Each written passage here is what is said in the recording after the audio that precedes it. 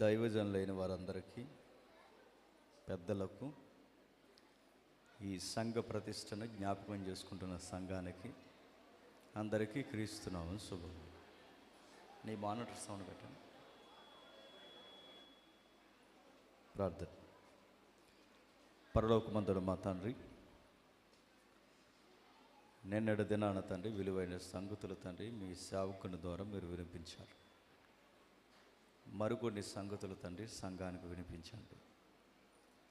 సంఘము అనగానే కేవలం వచ్చిపోయేది కాదని, సత్యానికి స్తంభమును జీవనై ఉన్నదని తండ్రి వచ్చిన ప్రతి ఒక్కరూ గుర్తెరగి, సంఘములో తండ్రి ప్రతి విశ్వాసి తండ్రి కడగబడిన తండ్రి రాయి వలె, కట్టబడిన తండ్రి చక్కటి పునాది వలె ఏ విధముగా వాక్యానుసారంగా నడవాలో తండ్రి వారితో మాట్లాడండి. సంఘం పాటించాల్సిన విలువలు పాటించకపోతే దాని వెనక తండ్రి మీ ప్రణాళికలు మీరు ఎలా మార్చేస్తారో, సంఘము తనను తాను తగ్గించుకుంటే తండ్రి చిన్న మందగా ఉన్న సంఘను తండ్రి మహిమగా మీరు ఎలా మారుస్తారు తండ్రి. ఈ విలువలు తండ్రి రాత్రి మీరు మాట్లాడతారని కోరుతూ అందరినీ మీ చేతులుగా అప్పగిస్తూ క్రీస్తునామని ప్రార్థన సమర్పిస్తున్నాము తండ్రి. ఆమేన్. బేస్ తగ్గించి సౌండ్ పెట్టండి. ఇవి రావట్లేదు అనుకుంటే చూడండి జాగ్రత్తగా. ఇక ఎవరు దయచేసి అటు ఇటు తిరగొద్దు, సైలెంట్ కూర్చుందాం. నా మాటలు వినబడుతున్నాయి అందరికీ? అందరికి క్లియర్గా ఉన్నాయా? ఓకే, చూద్దాం. అపోస్తుల కార్యములు 11వ అధ్యాయం. అపోస్తుల కార్యములు 11వ అధ్యాయం 19వ వచనం నుండి. స్తెఫను విషయములో కలిగిన శ్రమను బట్టి చెదిరిపోయిన వారు యూదులకు తప్ప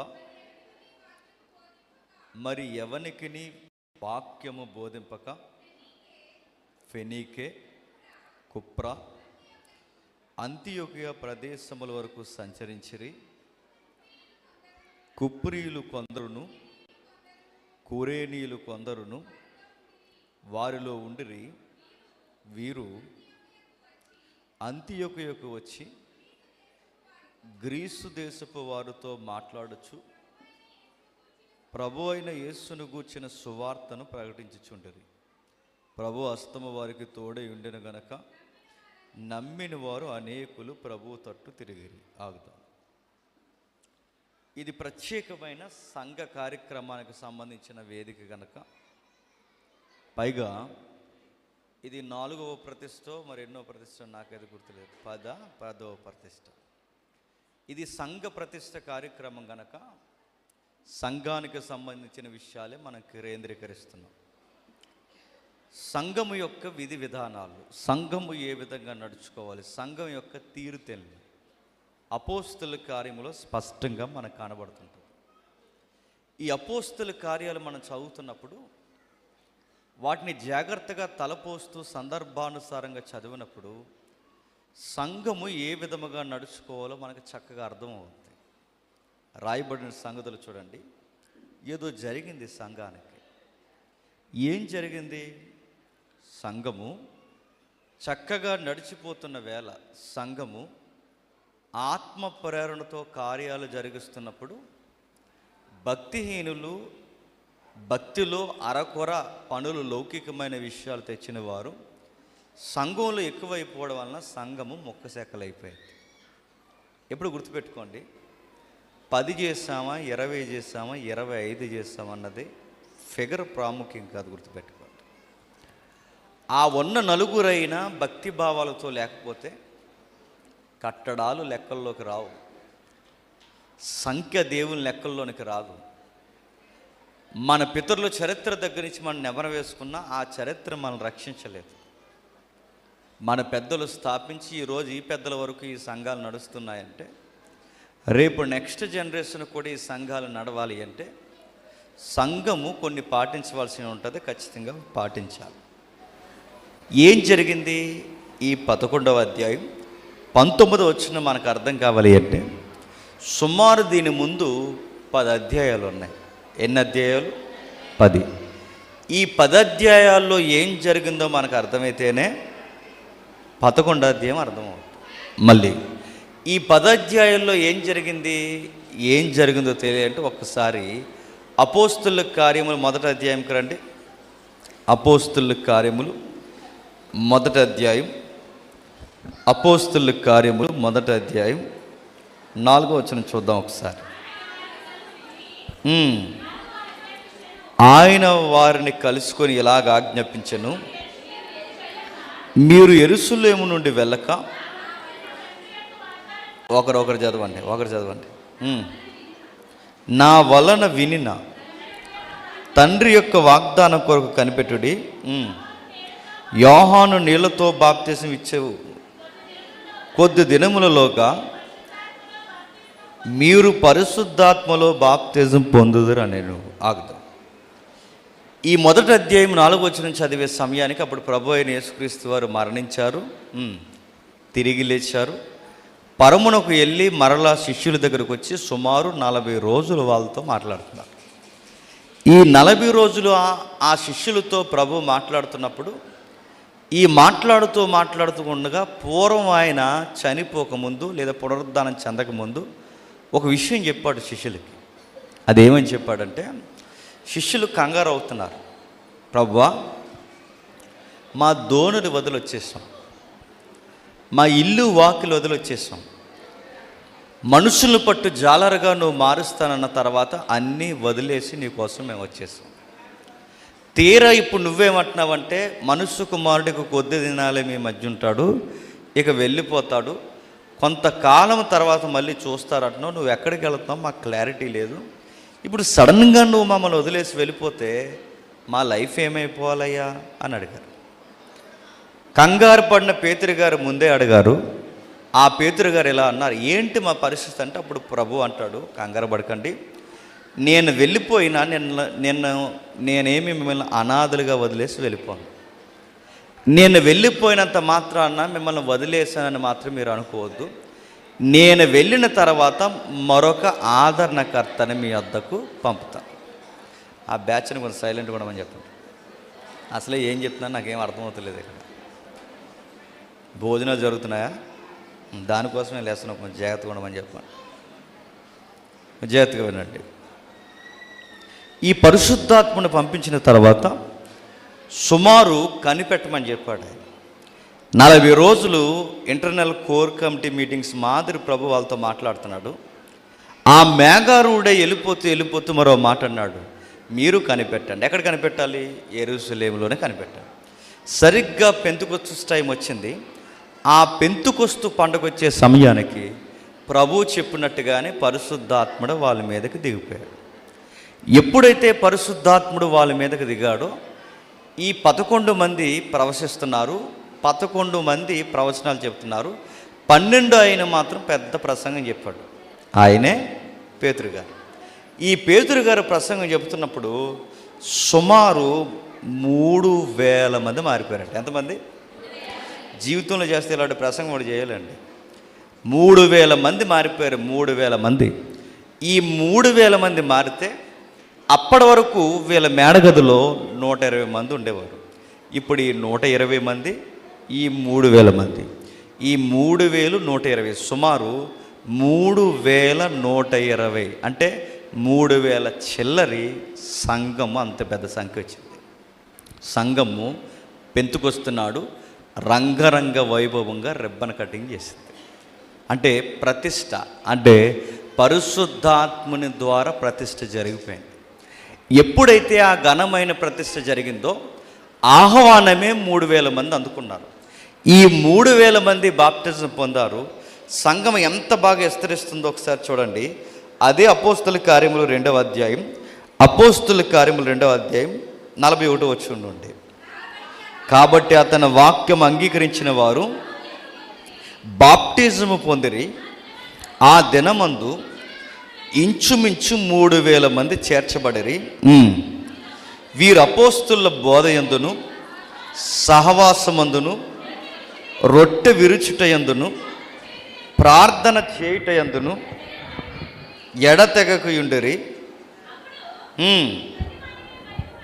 ప్రతి వానికి భయము కలిగెను. అక్కడ ఒక మాట రాస్తున్నాడు చూడండి. ఈ 3000 మంది ఏం చేస్తున్నారట?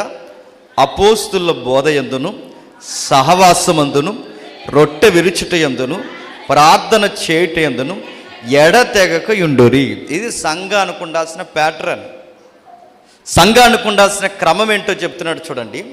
అపోస్తుల బోధ ఉంది, బోధలో సహవాసం ఉంది, రొట్టె విరిచే కార్యక్రమం ఉంది, ప్రార్థన చేస్తున్నారు.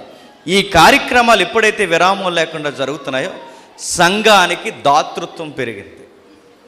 అంటే సంఘము కానుకలు ఇవ్వడం, సంఘము తమ కలిమిలో నుండి తమ లేమిలో నుండి సంఘానికి విశ్వాసులు ఇవ్వడం ప్రారంభించారు. ఎంత ఇచ్చారు, ఎంత ఇస్తున్నారంటే 44 వచనం, విశ్వసించిన వారందరూ ఏకముగా కూడి తమకు కలిగినది ఎంతయు సమిష్టిగా ఉంచుకొనిరి. ఇదియు కాక తమ చరస్థిరాస్తులు నమ్మి అందరికిని వారి వారి అక్కర కొలది పంచిపెట్టిరి.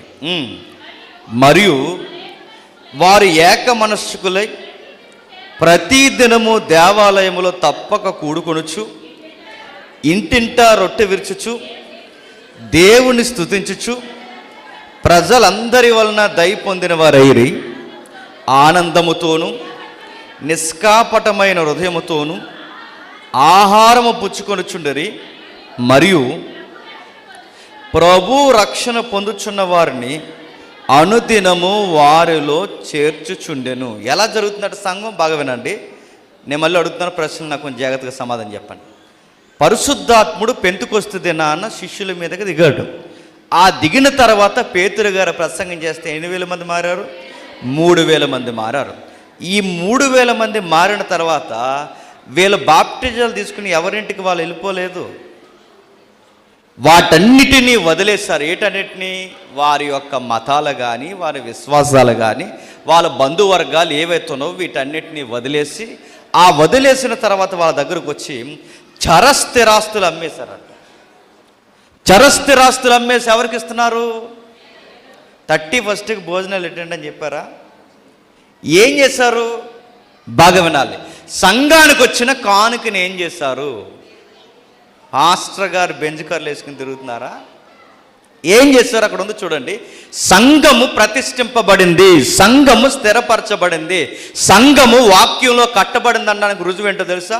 సంఘంలో పేదోళ్ళు ఉంటారు, సంఘంలో అక్కర్లు ఉన్న వాళ్ళు ఉంటారు, సంఘంలో ఇబ్బందులు ఉన్నవారు ఉంటారు. అంటే సంఘంలో వస్తున్న ఆ ట్రెజరీ ఏదైతే ఉందో వారి వారి అక్కర కొలది పంచాలి.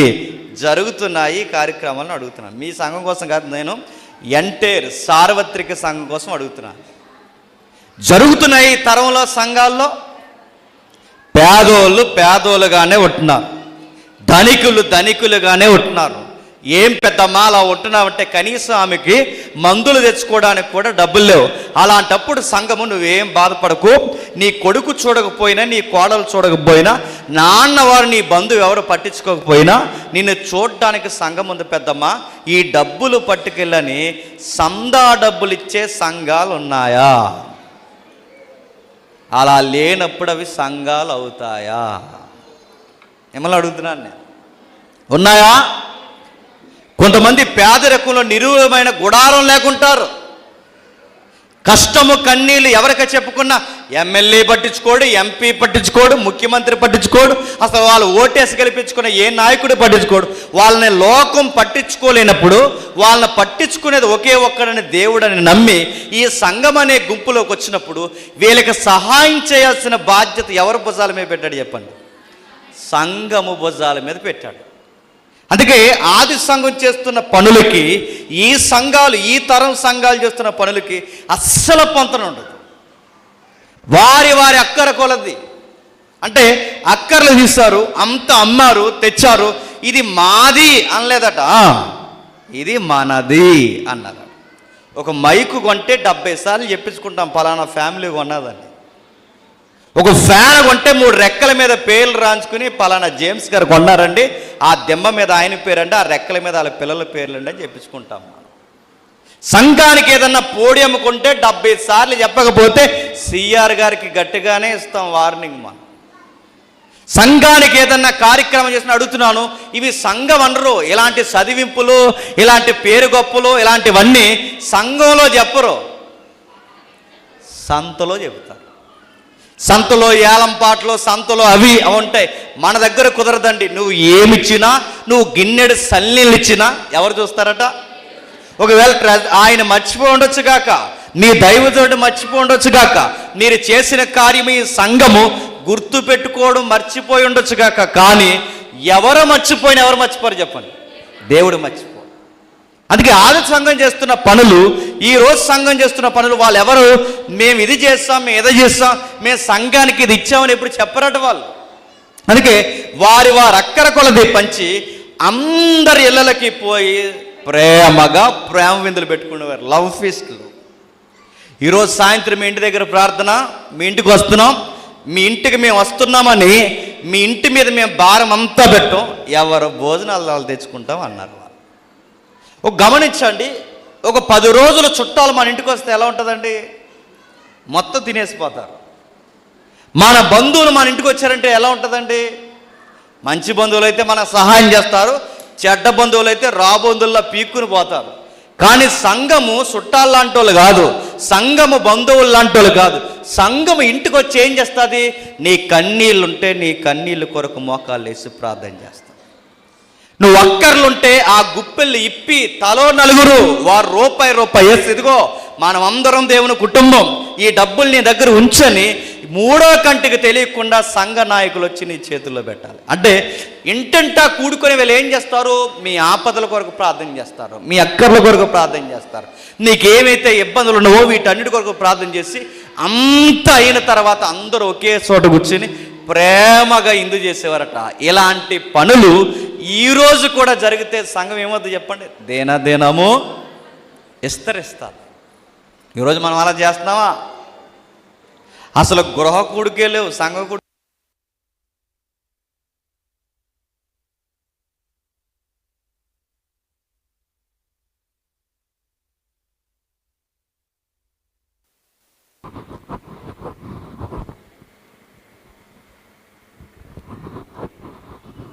నలభై వచనం చదువుదాం.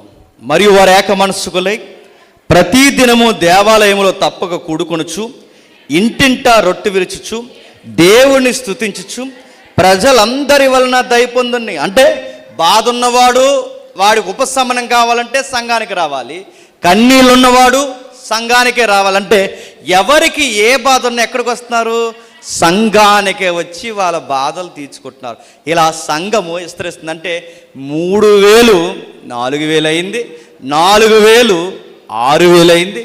సంఖ్య పెరుగుతుంది. ఎందుకంటే ఏక మనస్సు, ఏక ఆత్మ, ఒకే బోధ, ఒకే సహవాసం, ఒకే రొట్టె. అంటే ఒక్కటే మనసుతో ఒకే బోధలో ఉన్నారు, ఒకే ప్రేమలో ఉన్నారు, ఒకే సహవాసంలో ఉన్నారు, ఒకే రొట్టె విరుస్తున్నారు, ఒకే పాత్రలోనే తాగుతున్నారు. ఎప్పుడైతే ఏకత్వం ఉంటుందో అక్కడ సంఘాలు ఏమవుతాయి చెప్పండి? బాగుంటాయి, విస్తరిస్తాయి. ఇలా సంఘం విస్తరించింది. 3000 నుంచి కొన్ని వేల మంది సంఖ్యగా ఎదిగిపోయింది. ఎప్పుడైతే ఈ సంఘం ఎదిగిందో, ఎదిగిన తర్వాత ఏం జరుగుతుందో ఇప్పుడు 6వ అధ్యాయంకి రండి. ఏం జరుగుతుందో చూడండి. 6వ అధ్యాయం మొదటి వచనం. ఆ దినములలో శిష్యుల సంఖ్య విస్తరించుచున్నప్పుడు అనుదిన పరిచర్యలో తమలోని విధవరాండ్లను చిన్న చూపు చూసిరని ఎబ్రీల మీద గ్రీకు భాష మాట్లాడే యూదులు సనగసాగిరి. ఏం చెప్తున్నాడండి? ఏం చెప్తున్నాడు? కొంచెం జాగ్రత్తగా వినండి. ఆ దినములలో శిష్యుల సంఖ్య అంటే సంఘము రోజు రోజుకి ఏమైంది? పెరిగిపోయింది. 120 3000 అయింది, 3000 4000 అయింది, 4000 కొన్ని వేల మంది అయింది. ఇక్కడికి వచ్చేసరికి శిష్యుల సంఖ్య అంటే క్రైస్తవుల సంఖ్య ఏమవుతుంది? పెరిగిపోతుంది. ఇలా ఎప్పుడైతే పెరిగిపోయిందో తెలుగులో సామెత ఉంది, మంది ఎక్కువైతేనట చెప్పండి మజ్జిగ పలసగా వద్దట, మామూలు పలస కావలేదు. సంఘంలో 120 మంది ఉన్నప్పుడే బాగున్నారు, 3000 మంది ఉన్నప్పుడే బాగున్నారు. ఈ సంఖ్య పెరిగినప్పుడు ఒకరిలో ఒకరికి జలసీలు స్టార్ట్ అయ్యాయి. సంఘాలు ఎలా పాడవుతాయంటే, బయటోడు ఎవడో వచ్చి సంఘాన్ని పాడు చేయడండి, మనకు తిరమ లేకపోతే సంఘాలు పాడైపోతాయి. మనకు ఐక్యత మర్చిపోతే ప్రేమ, అనురాగం తగ్గించుకోవడం, ఒకరినొకరు గౌరవించుకోవడం, ఏకత్వం, బోధ, ఇవి ఎప్పుడైతే మనం గాలి వదిలేస్తామో సంఘము సాతానుగాడు కూడా వచ్చి పాడు చేయాల్సిన అవసరం లేదు. మనల్ని మనమే పాడు చేసుకుంటాం. ప్రతిష్టలు చేసుకున్న మనమే ఉన్న ప్రతిష్టను పాడు చేసుకుంటాం. అదే చెప్తున్నారు చూడండి, ఆ దినములలో శిష్యుల సంఖ్య విస్తరించుచున్నప్పుడు అనుదిన పరిచర్యలు తమలోని విధవరాండ్లను చిన్న చూపు చూసిరి. ఎవరిని చూస్తున్నారట?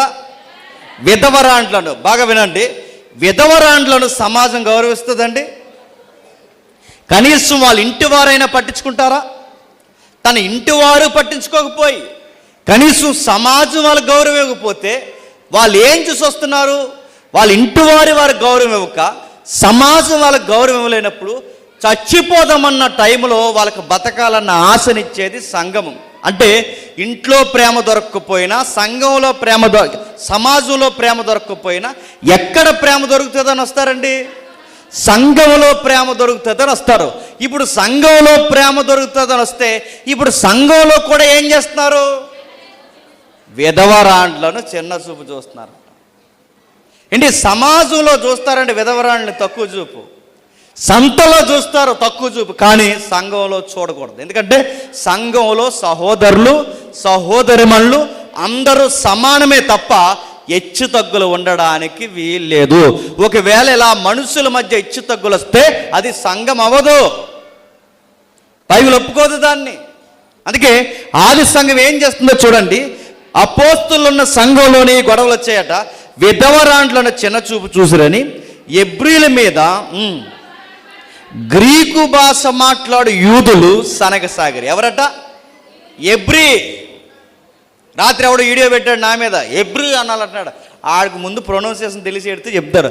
ఇంగ్లీష్లో ఎబ్రీ అనరు, ఇబ్రూ అంటారు. దాన్ని ఇబ్రూ అనే శబ్దం వేరు, ఎబ్రీ అనే శబ్దం వేరు. మన తెలుగులో చదువుతున్నానికి ఎబ్రీ అంటారు, అదే దాన్ని ఇంగ్లీష్లో చదివితే ఇబ్రూ అంటారు. అందుకే ఎవరైతే ఈ జూయిష్ పీపుల్ లేదా వీళ్ళ మదర్ టంగ్ ఏంటంటే ఇబ్రూ లేదా ఎబ్రీ, ఈ మాట్లాడుతున్న వాళ్ళట వీళ్ళకి మాతృభాష పిచ్చి ఉందంట. వీళ్ళకి ఈ మాతృభాష పిచ్చి ఏదైతే ఉందో, ఈ మాతృభాష పిచ్చితో ఏం చేశారంటే, కొంతమంది ఉంటారు చూసారా, ప్రాంతీయ భావం, భాషా భావం, కుల బాధం, ఇంకా ఏవైతే ఉన్నావో వంశ పోరు, ఈ దరిద్రాలన్నీ ఉంటాయి చూసారా, ఇలాంటోళ్ళు సంఘంలో సేడపడుగులటోళ్ళండి. వాళ్ళ తాలిక వంశస్థులను చూడడం లేదా వాళ్ళ భాష మాట్లాడే వాళ్ళని చూడడం, ఇలాంటి వాళ్ళు ఆ రోజుల్లో వీళ్ళకి ప్రాంతీయ భేదాలు, భాషా భేదాలు వచ్చాయి. ఎవరో గ్రీకులు మన దగ్గరికి రావడం, వాళ్ళ విధవరాండ్లు వాళ్ళని మనం చూడడం, ఇలాంటివి వచ్చేసే వాళ్ళకి వచ్చేసాయి. ఇలాంటి తీరుతెన్నులు లేదా ఇలాంటి విధి విధానాలు పూర్తిగా విరుద్ధంగా మారిపోయాయి. వాళ్ళు ఏం చేస్తున్నారు చూడండి, భాషను బట్టి, అంటే ఎబ్రీ భాష మాట్లాడు వారి మీద గ్రీకు భాష మాట్లాడు యూదులు సనగసాగిరి. అంటే గుసగుసలు స్టార్ట్ అయిపోయాయి. అంటే మన భాషను బట్టేగా వేరుగా చూస్తున్నారు. ఇందులో యూదులని, గ్రీసు దేశస్తులని, ఎబ్రీలని తేడా లేదనుకునే సంఘానికి వస్తే కేవలం మనం మాట్లాడుతున్న భాషను బట్టి మనల్ని దూరం చేస్తారా? కేవలం మనం ఎక్కడో ఏరో ప్రాంతం వాళ్ళని చెప్పి ఆ ప్రాంతం వాళ్ళు వేర్రా, మన ప్రాంతం వేర్రా అని ప్రాంతీయ భేదాలు చూపిస్తారా? ఇదా సంఘం అంటే? ఏ ప్రేమ చూసైతే సంఘానికి వచ్చామో ఆ ప్రేమే దొరకలేనప్పుడు ఎందుకండి అని వెనకాల గుసగుసలు మాట్లాడుకుంటున్నారట. ఈ వార్త అలాగలా పొక్కి అది గాలివానై ఆ పెను తుఫానుగా ఆ వార్త అపోస్తుల చెవిలో పడింది.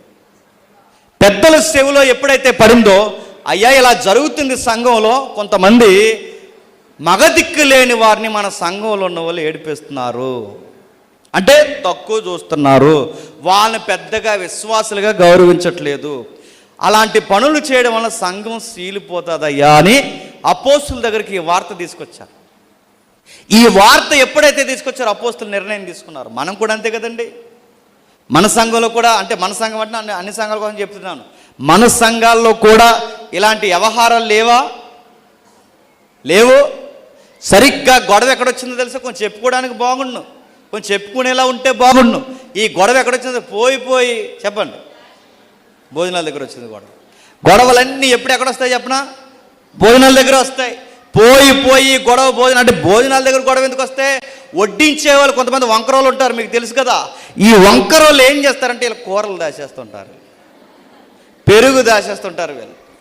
నేను అడుగుతున్నాను, వచ్చారు 4 మెతుకులు తిని, అంటే ఆ వడ్డించే వాళ్ళకి కొంత పెద్ద మనసు ఉండాలంటే పరిచారం చేసేవారికి, పంచిపెట్టేవాడికి నిస్వార్థమైన మనసు ఉన్నప్పుడే అందరికీ సమానంగా పంచగలడు. ఆ పంచేవాడు ఏమనుకోవాలంటే మన వాళ్ళకి మనకి దాచుకోవడం కాదు, అవసరమైతే మనం కారం వేసుకున్న పచ్చడి మెతుకులు తిందాం, అవసరమైతే మనం పొడి మెతుకులైనా తిందాం, గంజి తాగుదాం, ముందు వచ్చిన వాళ్ళకి వడ్డించాలని వడ్డించేవాడికి అంత గొప్ప మనసు ఉండాలి. ఆ మనసు లేకుండా వీళ్ళు దాచేస్తున్నారు అనుకోండి, గొడవలు వస్తాయా రావా? అంటే వీళ్ళు దాచేసి ఏం చేస్తారండి? ఇంటికి పట్టిపోతారా? ఏం చేస్తారు? వీళ్ళు బ్యాచ్ వస్తారు, వీళ్ళు బ్యాచ్. ఆ బ్యాచ్ అందరికీ దాసులు ఇస్తారంటే వీళ్ళు చూడటం, పడటం, ఎదిరింటోళ్ళు, పొరుగింటోళ్ళు, వీళ్ళ స్నేహితులు, వీళ్ళకి కావలసిన బ్యాచ్ అంతా వస్తారు చూస్తారా, వాళ్ళ కోసం దాసం చేస్తారు. అదంతా తినేడుస్తారా? కక్కుర్తి, అసూయ. ఒక మాటలో చెప్పాలంటే ఆ బజార్లో లేదా ఆ సంతల్లో మనుషులు ఎంత స్వార్థంగా వ్యవహరిస్తారో, సంఘంలో కూడా అలాంటి స్వార్థాలు వస్తే భోజనాల కాడే కాదు, గోంగూర పచ్చడి కాడ కూడా గొడవ వస్తుంది, గుర్తుపెట్టుకోండి. వచ్చింది ఆది సంఘంలో. ఏంటి? అపోస్తులు 12 మంది, పేతురు లాంటి, యాకోబు లాంటి, యోహాను లాంటి వారి పరిపాలన ఉన్నప్పుడే, వాళ్ళ నాయకత్వం ఉన్నప్పుడే సంఘంలో ఇలాంటి గొడవలు వచ్చాయంటే మనం పేతురులమా, మన యోహానులమా, మన అపోస్తులమా? అంటే అపోస్తులున్న సంఘంలోనే ఎలాంటి గొడవలు వచ్చాయంటే మనం అంత అపోస్తులం కాదు. మన దగ్గర కూడా గొడవలు వచ్చే ప్రమాదాలు ఉన్నాయి. ఇది ప్రతి ప్రతిష్టలో మనల్ని మనం సరి చేసుకోవాలి. మనల్ని మనం ఒక్కసారి ఎనుదిరిగి చూసి ఇలాంటి లోపాలు ఏమన్నా ఉన్నాయని తీసివేసుకుని మనల్ని మనం ప్రతిష్ఠించుకోవడమే నిజమైన వార్చ కోసం, గుర్తుపెట్టుకోవాలి. అందుకే ఆ సంఘంలో జరుగుతున్న తీర్థను చూడండి, వాళ్ళ దగ్గరకు వచ్చింది. అప్పుడు మాట్లాడుతున్నారు 2వ వచనంలో, అప్పుడు 12 అపోస్తులు తమ యొద్దకు శిష్యుల సమూహమును పిలిచి,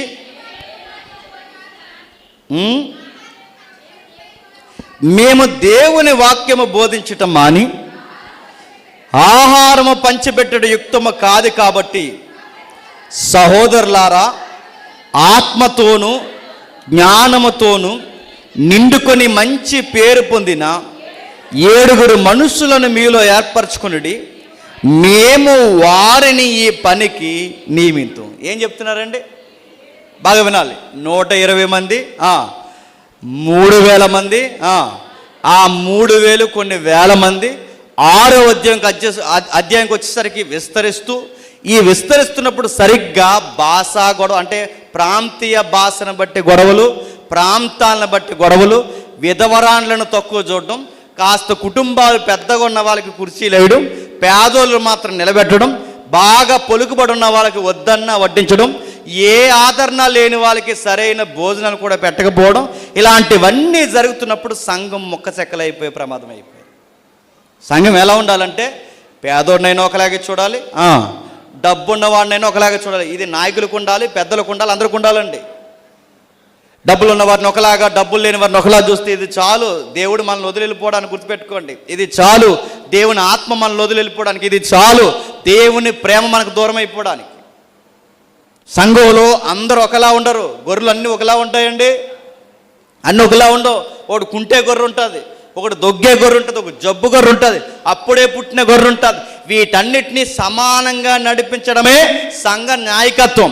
వీటన్నిటినీ సరిగ్గా హ్యాండిల్ చేయడమే సంఘ నాయకత్వం. దీన్ని సరిగ్గా హ్యాండిల్ చేయకపోతే నడిసే గొర్రె నడవలేని దాన్ని ఎక్కిరిస్తుంది, నడిసే గొర్రె నడవలేని దాని మీద ఎగురుతుంది.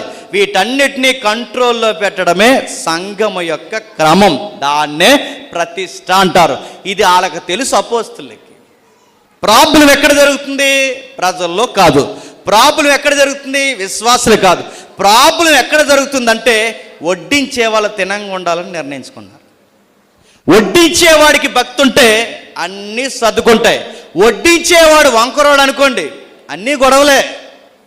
ఇప్పుడు పెద్దోళ్ళు ఉంటారండి, పెళ్ళిళ్ళు జరుగుతాయి. ఆ పెళ్ళిళ్ళు జరుగుతున్నప్పుడు ఆ పెళ్లి కార్యక్రమంలో పెద్దే గొడవ పెట్టేసాడు అనుకోండి, నేను పెద్ద అంటారా? మా బ్రదర్ వాళ్ళ చెల్లి పెళ్ళికి, అంటే కజిన్ బ్రదరు వాళ్ళ చెల్లి పెళ్ళికి ఒక పెద్ద ఆయన గోంగూర పచ్చడి కోసం గొడవ పెట్టండి, మిమ్మల్ని ఏమనుకోవాలండి ఆ పెద్ద ఆయన్ని?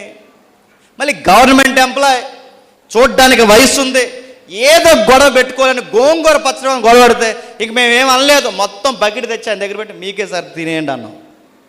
అంటే ఒక పెద్దోడివి ఇప్పుడు నువ్వు ఏదన్నా ఇలా కోపగించినా, ఇలా పెద్ద చేస్తే పెళ్ళి డిస్టర్బెన్స్ అవుద్ది, చుట్టాలు ఇబ్బంది పడతారు. అరే నాకు వయసుకు తగ్గ పనులు కాదు, నేను ఇలా చేయకూడదని పెద్దవారు అనుకోకపోతే చిన్నవారిని పట్టుకోగలమా? అందుకే అపోస్తులు తెలుసు కనుక ముందు వీళ్ళందరినీ కౌన్సిల్ చేయడం కాదు, ముందు ఎవరిని కౌన్సిల్ చేయాలి అంటే ఈ వడ్డించే వాళ్ళు జాగ్రత్తగా ఉండాలని కారణం కట్టారు వాళ్ళు. అంటే వాళ్ళు తీశారు, ముందు ఈ కమిటీని మార్చండి అన్నారు. ఈ వడ్డించే కమిటీ ఏదైతే ఉందో ఈ కమిటీని మార్చేయండి. వీళ్ళ తినంగుంటే వాడిని వీడిని విధవరాన్ని సంసారాన్ని అందరినీ బాగా చూస్తారు, ముందు ఇలా మార్చేయండి అని ఆ 7గురిని మార్చేశారు. మార్చిన తర్వాత 7గురిని ఎలాంటి వారిని పెట్టాలి? ఎవరిని పడితే అని పెట్టకూడదు. ఎవరిని పెట్టాలి? వాళ్ళకు ప్రొఫైల్ ఉండాలి. ఎవరిని పెట్టాలి? వాళ్ళకొక స్థితిగతులు ఉండాలి, వాళ్ళకొక అర్హత ఉండాలి. ఏముండాలి అర్హత చెప్తున్నాడు చూడండి. ఆత్మతోనూ జ్ఞానముతోనూ మంచి పేరుతోనూ ఏర్పడిన వారు కావాలట. ఏముండాలట? ఆత్మ అంటే పరిశుద్ధాత్ముడు. పరిశుద్ధాత్మతోనూ జ్ఞానముతోనూ మంచి పేరు పొందిన వారు ఉండాలట. అంటే మీరు అర్థం చేసుకోండి, ఈ ఆత్మతో అంటే పరిశుద్ధాత్మ కుమ్మరింపు, పరిశుద్ధాత్మ అనుభవం కలిగిన వారు కావాలట, జ్ఞానం ఉన్నవారు కావాలట, ఆడికి బయట లోపల మంచి పేరు ఉండాలట. అలాంటి వాడిని కమిటీ మెంబర్గా పెట్టండి అన్నాడట. నేను అడుగుతున్నాను, ఈ 7గురు కమిటీ మెంబర్లు కలిసి ఏం చేస్తారండి? జస్ట్ భోజనాలు వడ్డించడానికి. ఏం వడ్డించడానికి? భోజనాలు వడ్డించడానికి క్వాలిఫికేషన్స్ ఏం కావాలట? ఆత్మజ్ఞానం ఉండాలట. చెప్పండి. మంచి పేరు ఉండాలట, జ్ఞానం ఉండాలట. అంటే ఈ 3 కేవలం భోజనాలు వడ్డించే వారికి ఇన్ని క్వాలిఫికేషన్స్ అవసరం అయితే ఇక్కడికి వచ్చి పాట పాడాలంటే ఎంత క్వాలిఫికేషన్ ఉండాలండి? నా మాటలు అర్థమవుతులేదో. ఇక్కడికి వచ్చి మైకి పట్టుకోవాలంటే చెప్పేవాడికి ఎంత పేరు ఉండాలండి? ఇక్కడికి వచ్చి సంఘంలో పెద్దగా ఉండాలంటే జెండాలు మోసి తిరిగేవాడిని సంఘాలకు పెద్దలుగా పెట్టచ్చా? బయట రొచ్చు రాజకీయాల్లో తిరిగేవాడిని సంఘానికి ఎల్డర్గా పెట్టచ్చా? ఎవడే పడితే వాడు ప్రెసిడెంట్ గారు తాలీకండి వాళ్ళకి ఇచ్చేయండి మైక్ అంటే ఎవడో ప్రెసిడెంట్ అంటే ఎవడికి ప్రెసిడెంట్ ఎవరు తాలీక? బైబిల్ చెప్తుంది, కమాండ్ చేస్తుంది, బైబిల్ శాసిస్తుంది. బైబిల్ చెప్తుంది, ఏమని చెప్తుంది? ఎవడ పడితే వాడు సంఘంలో పాత్ర పోషించడానికి లేదు. క్వాలిఫికేషన్స్ ఉండాలి, మంచి పేరు ఉండాలి, ఆత్మ నడిపింపు ఉండాలి, జ్ఞానం ఉండాలి. ఏ జ్ఞానం? 2 ఎక్కం 10 ఎక్కం కాదు. ఏ జ్ఞానం? లౌకికమైన ఈ జ్ఞానం కాదు. ఏ జ్ఞానం? బైబిల్ జ్ఞానం కలిగిన వాడై ఉండాలి. ఎందుకంటే తగ్గింపేంటో ప్రేమేంటో సాటి మనిషిని దైవ స్వరూపంగా ఎలా చూడాలో తెలియాలంటే ఈ వడ్డించే వాళ్ళకు ఉండాలి. ఆ వడ్డించే వాళ్ళకి అవి లేకపోతే వీళ్ళ కూరలు దాచేస్తారు. ఆ వడ్డించే వాళ్ళకి ఆ ప్రేమ లేకపోతే వీళ్ళకి కావాల్సిన ఐటమ్స్ దాచేస్తారు. మాస్ లాంగ్వేజ్ కూడా చెప్పిన కోడికి లోపల కట్ చేసి వండుతారు. ఆ లోపల ఉంటే అవయవాలు ఏంటి చెప్పండి?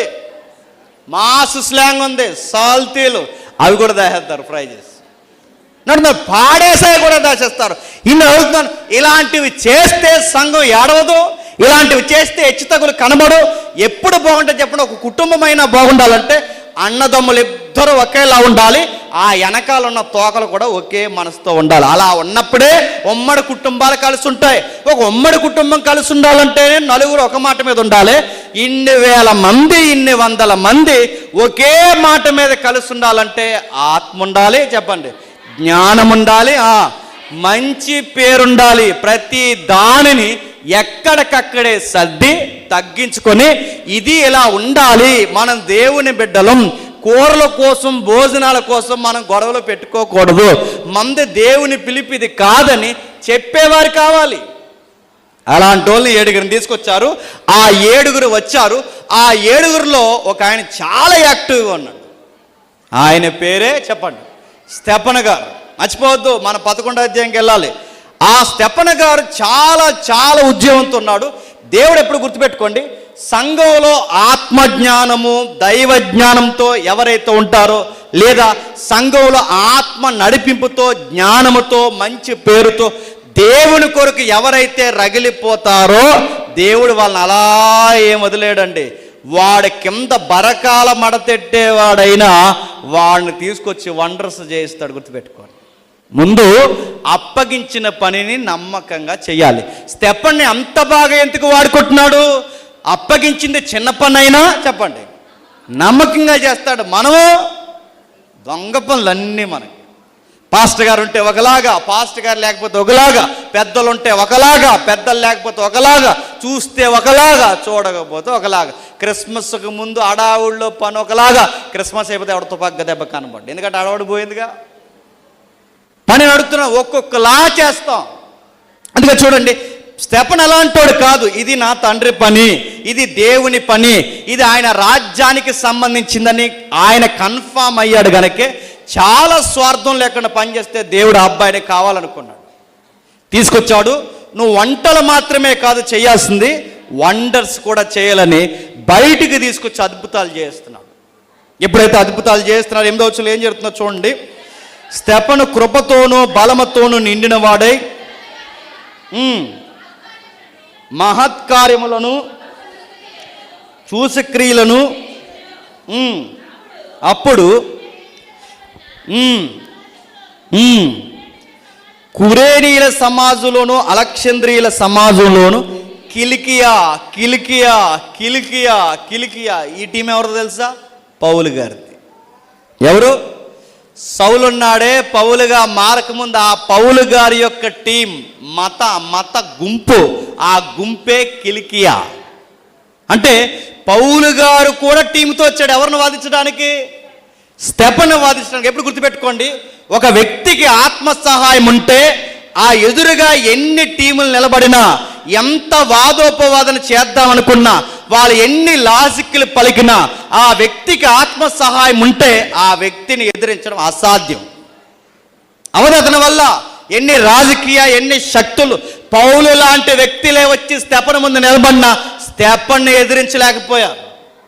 స్తెఫను కనబరుస్తున్న జ్ఞానానికి ఎదురు చెప్పలేకపోయారు. వాళ్ళందరూ వచ్చి స్తెఫనుతో చాలా తర్కించారట. లాజిక్లు అడుగుతున్నారు, రీజనింగ్లు అడుగుతున్నారు, ఎన్నెన్నో అడుగుతున్నారు.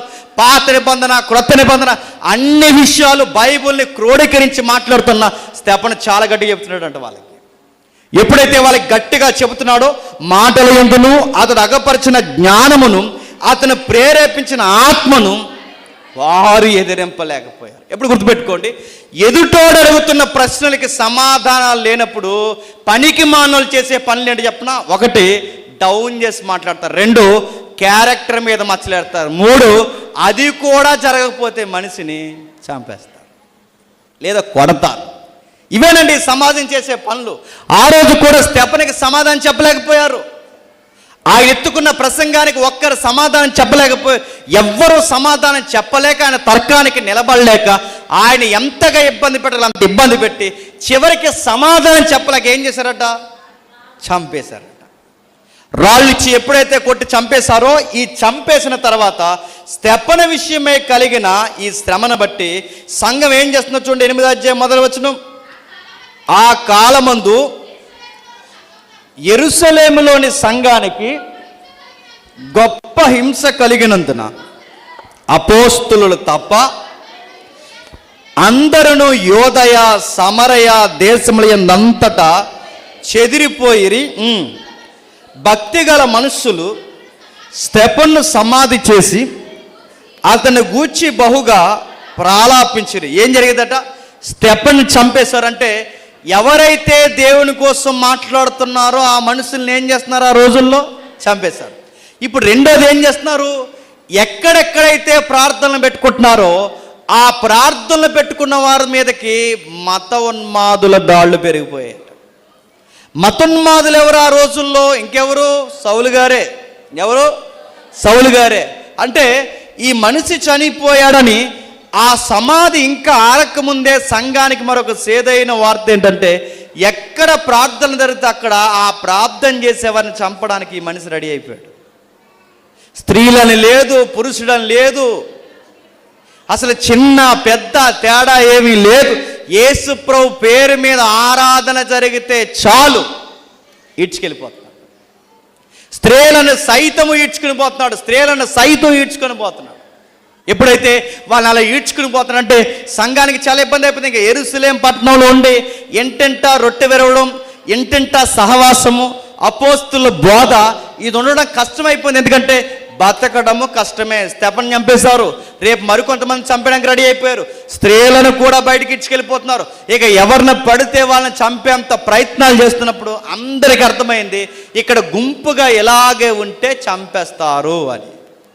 అప్పుడు వాళ్ళు తీసుకున్న నిర్ణయం, బతుకుంటే ఏదో ఆకు తిందామంటారు. చెప్పండి, ఆ సమితి వాళ్ళు చెప్పకపోయినా ఎక్కడో దిక్కున బతుకుంటే సువార్త చేద్దాం, ఇక్కడ యెరూషలేములో ఉండి చనిపోయే కన్నా ఎక్కడికైనా పోదామని చెప్పి ప్రాణాలు గుప్పెట్లో పెట్టుకుని పేదరికం భుజాల మీద వేసుకుని యెరూషలేము పట్టణాన్ని వదిలి 3000 4000 సంఘం ఒకేసారి ఏమైంది చెప్పండి?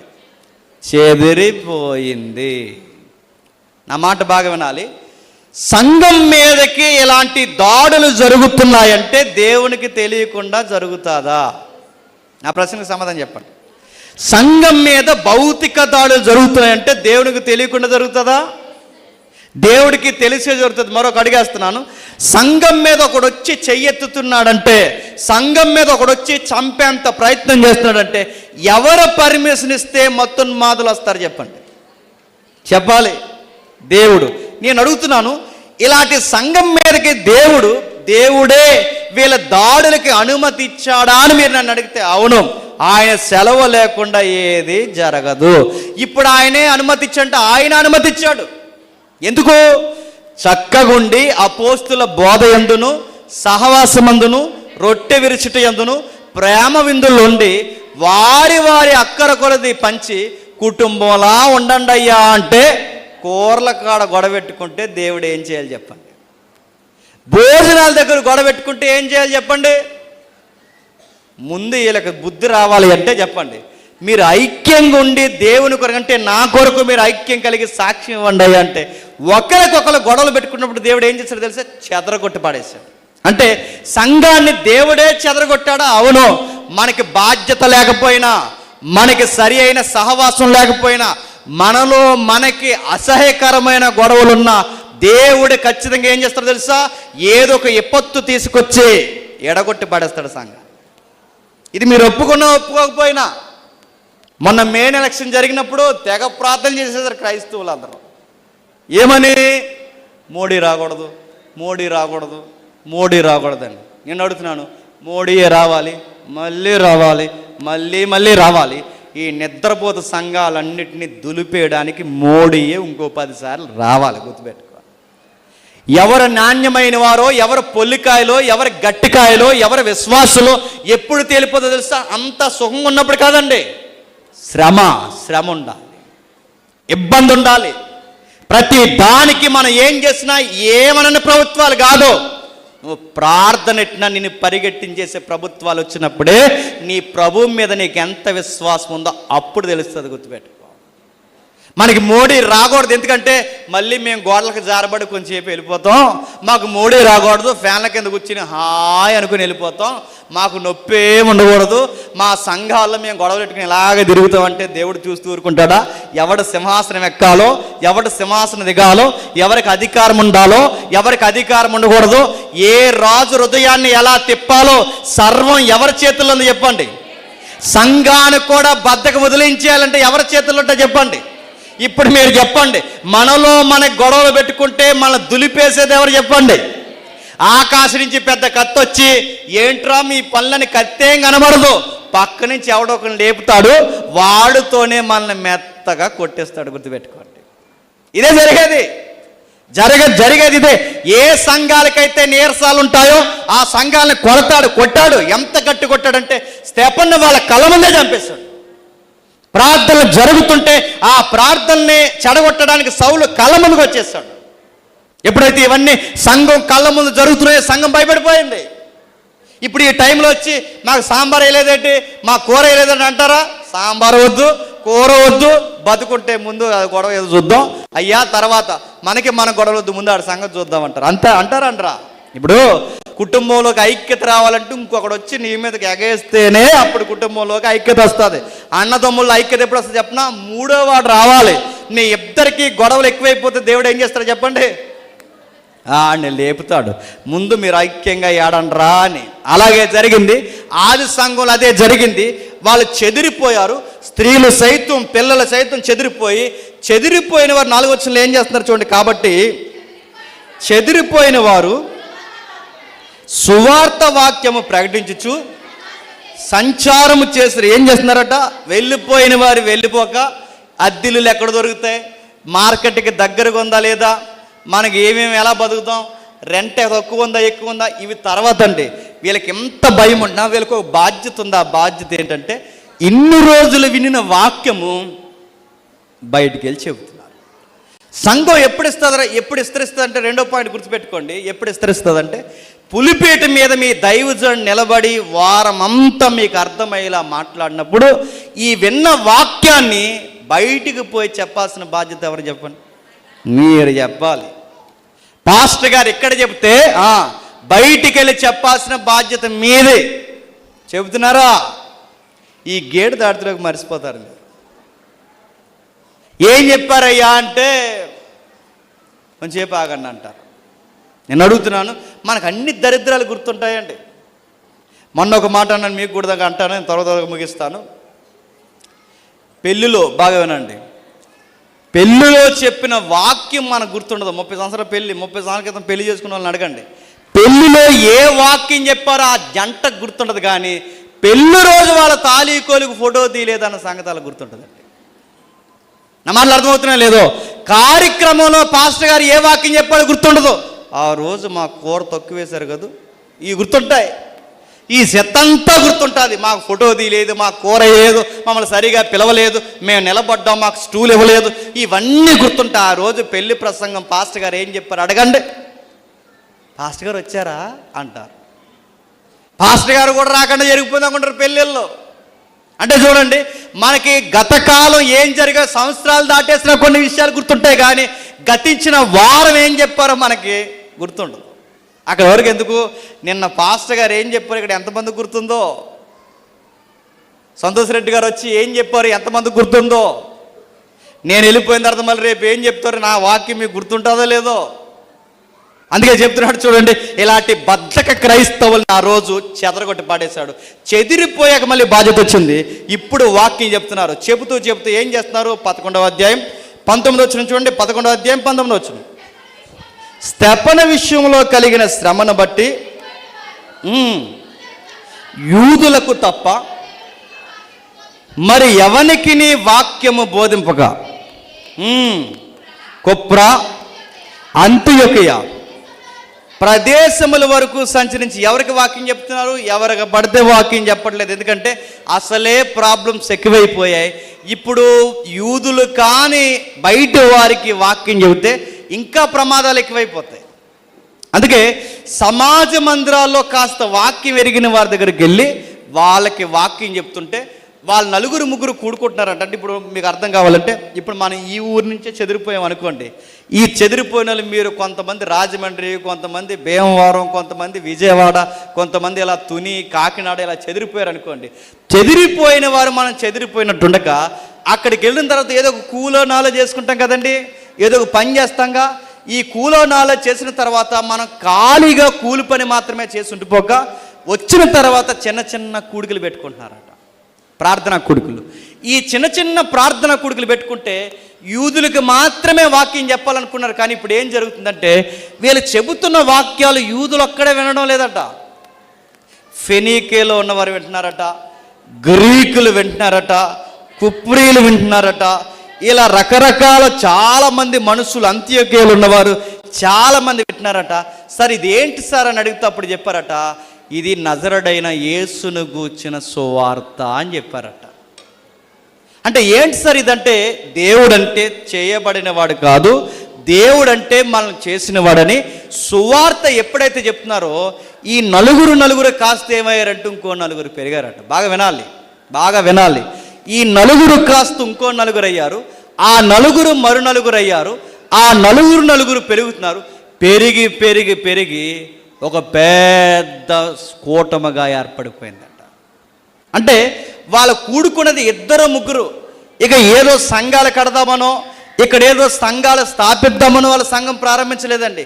ఇద్దరు ముగ్గురుతో వాళ్ళు వెళ్ళి వాళ్ళకి తెలిసిన వాక్యం, ఇన్ని రోజులు విన్న వాక్యం చెప్పకుండా ఉండలేకపోయారు. కనుక బయటికి పోయే ప్రమాదం ఉన్న, ఇబ్బంది ఉన్న, కాస్త వినే వాళ్ళకి చెప్దామని వాళ్ళు కూర్చుని నాలుగు మాటలు చెప్పుకుంటే ఈ నలుగురు కాస్త 10 సంఖ్యలో మారిపోయి సంగమగా ఏర్పడ్డారట. ఈ వార్త సరాసరి ఎక్కడికి వెళ్ళిందంటే ఒకసారి చూడండి 21వ వచనంలో, ప్రభు హస్తము వారికి తోడయుండును గనక నమ్మిన వారు అనేకులు ప్రభువు తట్టు తిరిగిరి, వారిని గూర్చిన వార్త యెరూషలేములో ఉన్న సంఘపు వారు విని బర్నబాను అంతియోకయకు పంపించారు. బాగా వినాలి చరిత్ర, నేను ముగించేస్తున్న జాగ్రత్త వినండి. ఇప్పుడు చెదిరిపోయారు. ఎందుకు చెదిరిపోయారు? స్టెఫన్ లాంటి వారిని చంపేస్తారు. ఇప్పుడు మీకు బాగా అర్థం కావాలంటే, ఇప్పుడు నిలబడి ఇక్కడ నేనే మాట్లాడుతున్నాను అనుకోండి, ఆవేశంతో నన్నే చంపేస్తే నెక్స్ట్ ప్రసంగానికి మీరు ఉంటారా? పాస్టర్ గారు లేచి ఎవరు వెళ్ళకండి, ఇంకా నెక్స్ట్ ప్రసంగం కంటిన్యూ అవుతుందంటే ఉంటారా? మీరు ఉండండి, మేము వెళ్తున్నాం అంటారు. ఉంటారా? సంఘానికి ఆ భయం వచ్చింది. ఎవడు యాక్టివ్గా ఉంటే వాడిని చంపేస్తున్నారు, ఎవడు ఉద్యమంతో ఉంటే వాడిని మతము చంపేస్తుంది, గవర్నమెంట్ చంపేస్తుంది, ఎవరు ఇంకా వాళ్ళ వేళలు లేదు చంపేస్తున్నారు. అందుకే వీళ్ళ రహస్య ప్రార్థన పెట్టుకున్నారు. ఈ రహస్య ప్రార్థన కాస్త చాలామంది పెరిగిపోయారు. ఎప్పుడైతే ఈ సంఘం విస్తరించిందో పెద్దలకు నిర్ణయం తీసుకున్నారు. ఇప్పుడు వాళ్ళకి సంఘం ఏర్పడింది, చాలామంది జనాలు వస్తున్నారు. ఇప్పుడు వాళ్ళకి నాయకుడు ఉన్నాడంటే వాళ్ళకి ఎవరు లేరు చెప్పండి? నాయకుడు లేడు. నాయకుడు లేని సంఘము కాపరు లేని గొర్రెలతో సమానం. అందుకే ఇప్పుడు ఈ నాయకుడు లేని సంఘానికి ఒక నాయకుడు ఉంటే బాగుంటుంది. ఎవరిని పంపుతాం? ఎవరు వద్దు, కానీ నమ్మకానికి నిలువెత్తు సాక్ష్యము బర్నబాను పంపుదాం అన్నారు. ఎవరిని? బర్నబా పంపారు. బర్నబా వచ్చారు. బర్నబా గారు ఏం చేస్తున్నారు చూడండి. అతడు వచ్చి దేవుని కృపను చూసి సంతోషించి ప్రభువుని స్థిర హృదయముతో హత్తుకొనవలనని అందరినీ హెచ్చరించాను. ఎందుకు హెచ్చరిస్తున్నాడు? ఎందుకంటే మారిన వారెవరు? అంతియోక్య వారు. మారిన వారెవరు? గ్రీకు ప్రజలు. మారిన వారెవరు? అన్యులు. వీళ్ళు మారారు కనుక ఈ అన్యుల నుంచి వచ్చిన వారికి అదో రకమైన అలవాట్లు ఉంటాయి. అలవాట్లు ఏంటో తెలుసా? అటోకి అడిగేస్తారు, చెప్పండి, ఇటోకి అడిగేస్తారు. అటు ఇటు అడుగు లేయకూడదని ఎవరు చెప్తున్నారు గట్టిగా? బర్నబా చెప్తున్నాడు. ఇదిగో ఉంటే పూర్తిగా దేవుళ్ళు ఉండండి, లేదా పోతారా పూర్తిగా లోక సంబంధమైన నమ్మకాలకు పోండి. అటోకడుగు ఇటోకి అడిగేస్తారు, దేవుడు మిమ్మల్ని గద్దిస్తాడని చెప్పాడు. ఇలా చెప్పాలండి ఎప్పుడు వాక్యం. మనం అలా చెప్పం. గట్టిగా తిడితే పోతారేమో, పోతే పోతారు. సత్యం కావలసిన వారు ఉంటారు. కొత్తగా సంఘం ఏర్పడిన తర్వాత కొత్తగా వచ్చిన ఈయన ఇప్పుడు గద్దించకుండా ఉంటున్నాడు, చెబుతున్నాడు. మీరు పాస్టర్ గారితో ప్రార్థన, బయటికి పోయి ఆ బేపనాయంతో ప్రార్థన కుదరదు. ఉంటే పూర్తిగా క్రీస్తులో లేదా పూర్తిగా నమ్మకాల్లో. మనోళ్ళు కూడా ఉంటారు చాలామంది ఇలాంటి వాళ్ళు. ఒక ఆవిడ చెప్తుంది సీరియస్గా పాస్టర్ గారికి, ఇదిగో మీరు 11:30కి వచ్చేయండి, రేపు కార్యక్రమానికి అందాలి ఇంట్లో. అది కాదమ్మో గంట అటు ఇటు, అరగంట ఒక అటు ఇటు లేట్ అవుద్దో, 10 నిమిషాలు ట్రాఫిక్ జామ్ అవుతుంటే నహి జిందకి 11:30కి వచ్చేయండి అంత. అది కాదమ్మంటే పాస్టర్ గారికి గట్టిగా వార్నింగ్ ఇస్తుంది సీనియర్. మరి ఏమ్మా అని అడిగితే చెప్పిందట, బేపనైన 11:30కే మూతం పెట్టాడని. పిలవడానికి ఆవిడకి సిగ్గు లేదు, ఇంకా నెక్స్ట్ నేను అనకూడదు. ఇంకా అడుగుతాను, ముహూర్తం ఏంటి? నువ్వు సంఘ విశ్వాసవా? జ్వరాలు వస్తే చెత్త కట్టించుకునే వాళ్ళు ఉన్నారు, జ్వరాలు వస్తే పనికి మాలిన ఈ మూఢనమ్మకాలను నమ్మే వాళ్ళు ఉన్నారు, వాస్తులు చూసేవాళ్ళు ఉన్నారు మన దాంట్లో. బయటల కోసం ఎత్తట్లేదు. జ్వరాలకి, మూఢనమ్మకాలకి, దిక్కులకి, ఇవన్నీ ఇదే చెప్పాడు ఆ రోజు వెళ్ళి. ఇదిగో మీరు అన్య జనాంగం నుంచి వచ్చారు, ఉంటే క్రీస్తునందు స్థిరముగా ఉండండి, లేదా పోండి. అటో కడిగి ఇటో కడిగేస్తారో దేవుడి గట్టిగా కొడతాడు మిమ్మల్ని అని చెప్పాడు. స్థిర హృదయముతో హత్తుకొనవలనని అందరినీ హెచ్చరించాడు, చాలా గట్టిగా హెచ్చరించాడు. అతడు పరిశుద్ధాత్మతోనూ విశ్వాసముతోనూ నిండుకొనిన సత్పురుషుడు. బహుజనులు ప్రభు పక్షముగా చేరి, బర్నబా వచ్చిన తర్వాత ఇంకా జనం పెరిగారా తగ్గారా? చాలా మందికి తెలియని రహస్యం ఏంటి చెప్పిన, గద్దిస్తే జనాలు మానేస్తారు. నో నో నో, గద్దిస్తే మాన్రో. నేను మళ్ళీ చెప్తున్నాను సీక్రెట్, గద్దిస్తే మాన్రో. ఇది వాక్యం అని జనాలు పెరుగుతారు. ఈ సీక్రెట్ మనం తెలుసుకోవాలి. అయ్యో ఏమన్నంటే మానేస్తారు, పొల్లికాయలు ఎలాగా మానేస్తారు వాళ్ళు. కానీ సత్యం ఎరిగిన వారు మానేరు. గద్దించే కొలది, హెచ్చరించే కొలది జనం పెరిగారట. ఇది ఖచ్చితమైన సంఘం, ఇది సత్యానికి స్తంభము, దీనిలో అంటుకట్టబడాలని జనాలు పెరిగిపోయారట. బర్నబా వచ్చిన తర్వాత జనాలు తగ్గిపోలేదు, జనాలు పెరిగిపోయారు. ఎంత జనాభా ఎక్కువైపోయారంటే బర్నబానేమో అపోస్తులు పంపారు, అపోస్తులు బర్నబాను పంపితే ఇప్పుడు బర్నబా వచ్చిన తర్వాత ఎంతమంది జనాంగానికి నేను ఒక్కడుంటే సరిపోను అనుకున్నాడట. మరి ఎవరు కావాలి? వీళ్ళకి సరిగ్గా ఆపరేషన్ చేసేవాడు నాకన్నా ఒకడు ఉన్నాడు బాగా. ఎవరు చెప్పండి? అప్పటికి పౌలు గారు మారిపోయారు. అప్పటికి ఆయన మారిపోయాడు 9వ అధ్యాయంలో. నాకన్నా బాగా చెప్తాడు. అంటే ఈ అన్యజనులకి బాగా అర్థమయ్యేలా గద్దించి చెప్పేది ఎవరంటే అన్యజనులకి అపోస్తులుగా పిలువబడిన పౌలు. ఆయన ఎక్కడున్నాడా అని ఎతకడానికి వెళ్ళాడట. అప్పటికి ఆయన తార్సు వెళ్ళిపోయాడట. ఎవరు? పౌలు గారు. తార్సు ఎందుకు వెళ్ళిపోయాడు? పౌలు గారు ఊరేటండి, సొంతూరు తార్సే, కిలికియా, తార్సే. అక్కడికి ఎందుకు వెళ్ళిపోయాడు? అక్కడికి ఎందుకు వెళ్ళిపోయాడు అంటే ఈయన మారొచ్చిన తర్వాత అంత ఆదరణ ఈయనకు దొరకలేదండి. ఎవరికి? పౌలు గారికి. ఎందుకు దొరకలేదు? ఈ మనిషి చేసిన కార్యక్రమాలు మామూలు కార్యక్రమాలా?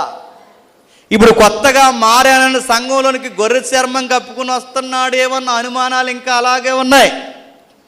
నాకు యేసుప్రభు దారిలో కనబడ్డాడంటే, నీకు యేసుప్రభు దారిలో కనబడ్డావు, నువ్వు మారినట్టు మాకు అనిపించట్లేదు అన్నట్టు చూశారు ఎవరిని?